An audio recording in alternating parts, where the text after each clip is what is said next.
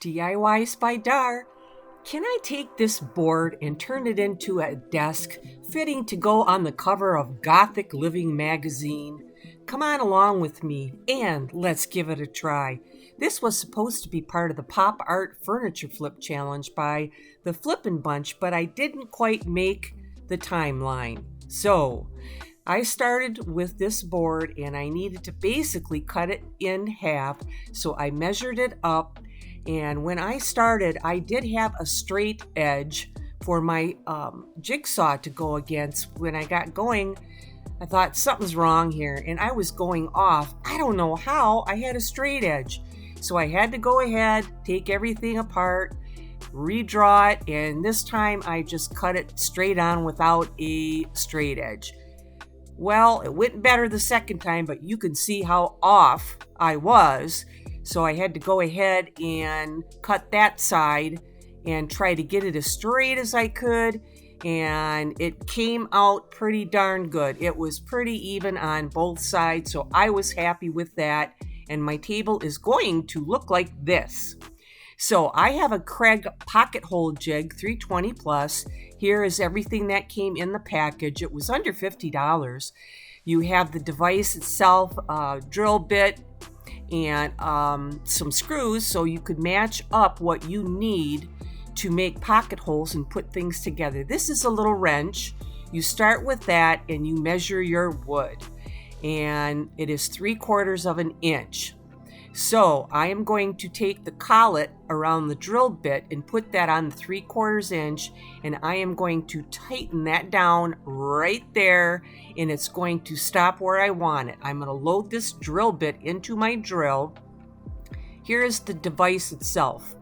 These are little stops, and you need to put that stop on what the depth of your wood is, which is 3/4 of an inch. You can move them by just clicking them and moving them forward or backward, but I need 3/4, so I'm going to move that back to the 3/4 inch spot. So then when I take this and put it up against my wood, this is going to be the stop. So when I drill in, it's only going to allow it to go that far. Once you get that on there, you do need to secure it in place, which I did, and I'm ready to go ahead and drill these pocket holes.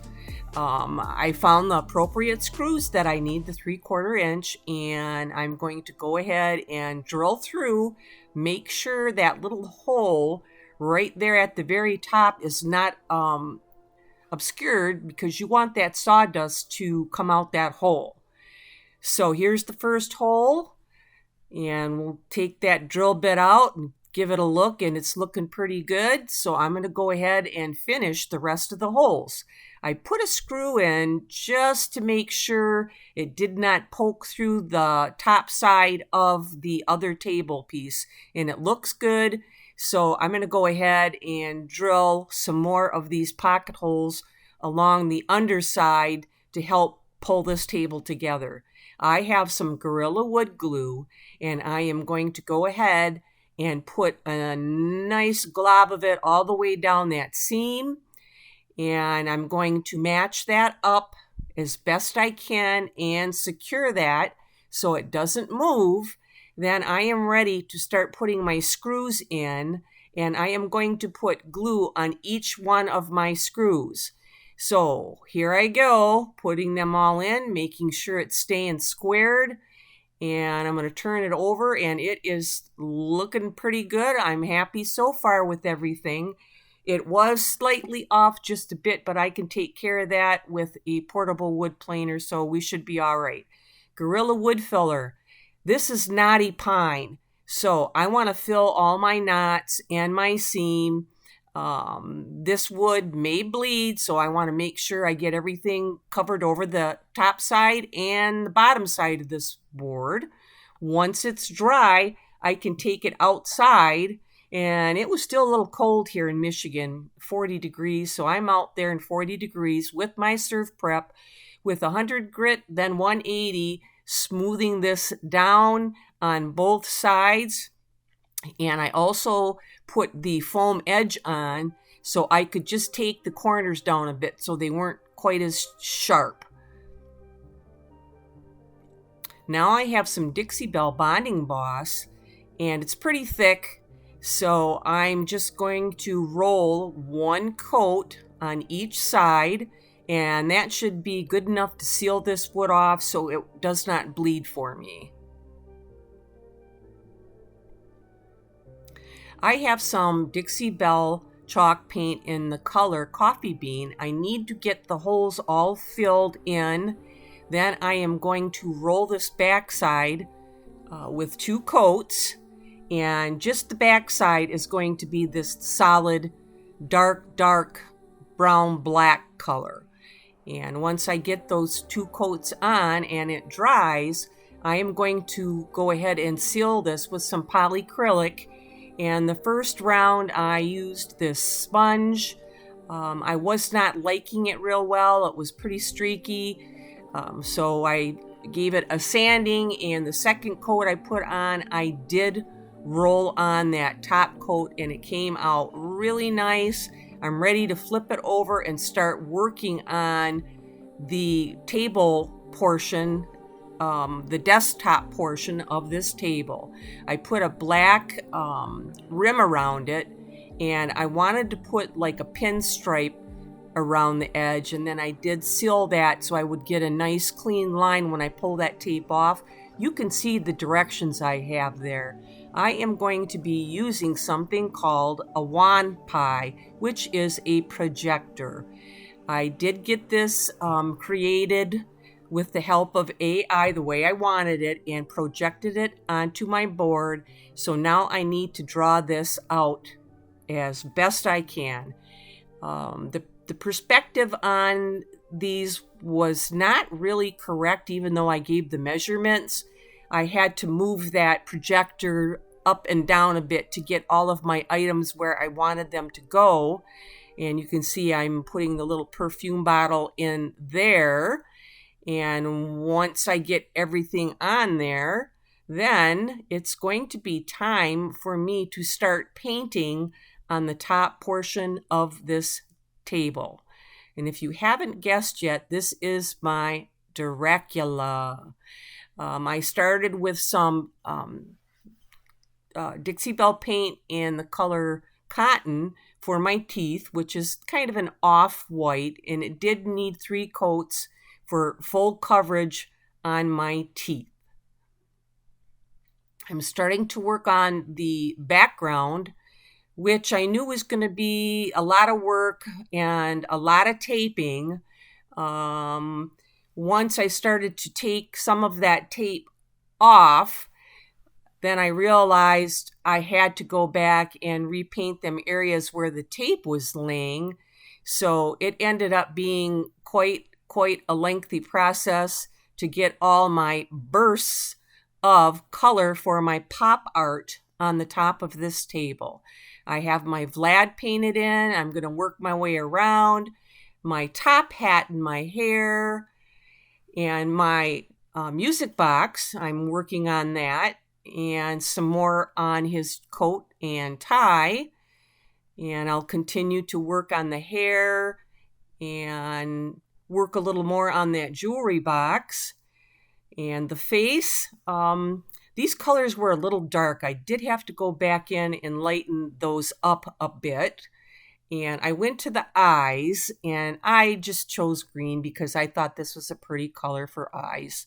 So my Vlad has emerald green eyes, and there they are. He needs some eyebrows, and I'll keep on going. I've got my nose holes.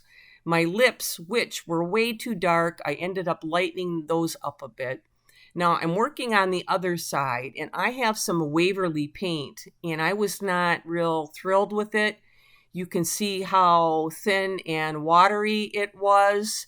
I know a lot of people like Waverly, but for me, it didn't work out the best. I don't know if it was just the paint or what happened. I'm continuing around and getting my bursts of color coming off the other side.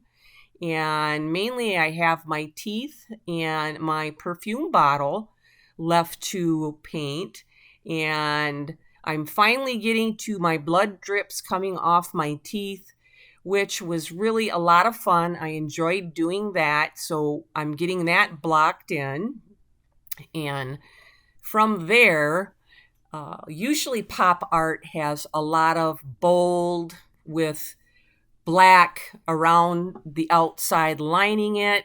So I have a Posca pen, which is an acrylic marker, and I'm going to go ahead and go around those things that I need to help them pop just a bit more and around all of the teeth. I put the first layer on my perfume bottle. Now I have some acrylic medium and I have some wonderful Lels luster, and this is a gold color and it is just beautiful.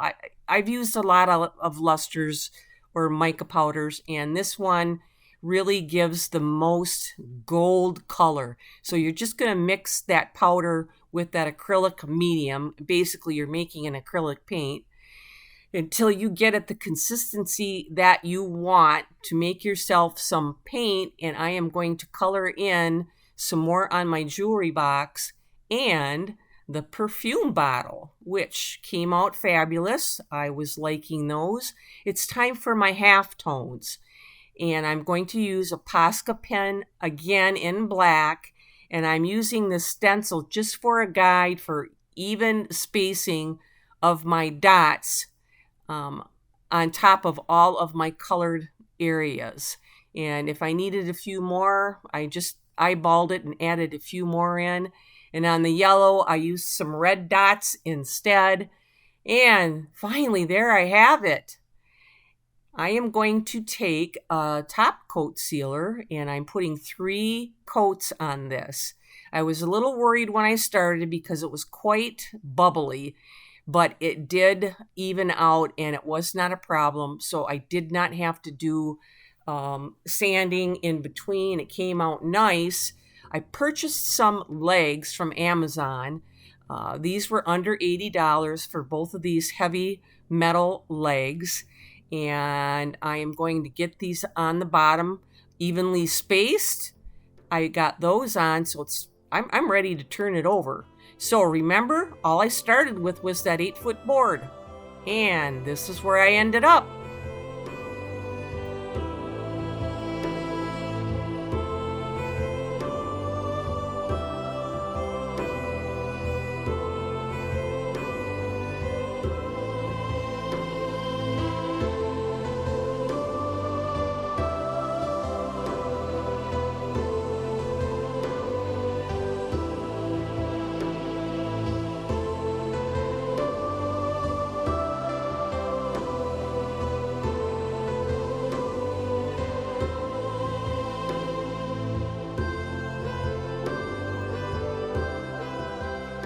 I will put the playlist for this challenge in my description so you can see the rest of the pieces that were created. I want to take this time to thank you for watching. Give me a like, it's free. I need all the help I can get. Catch you on the next one.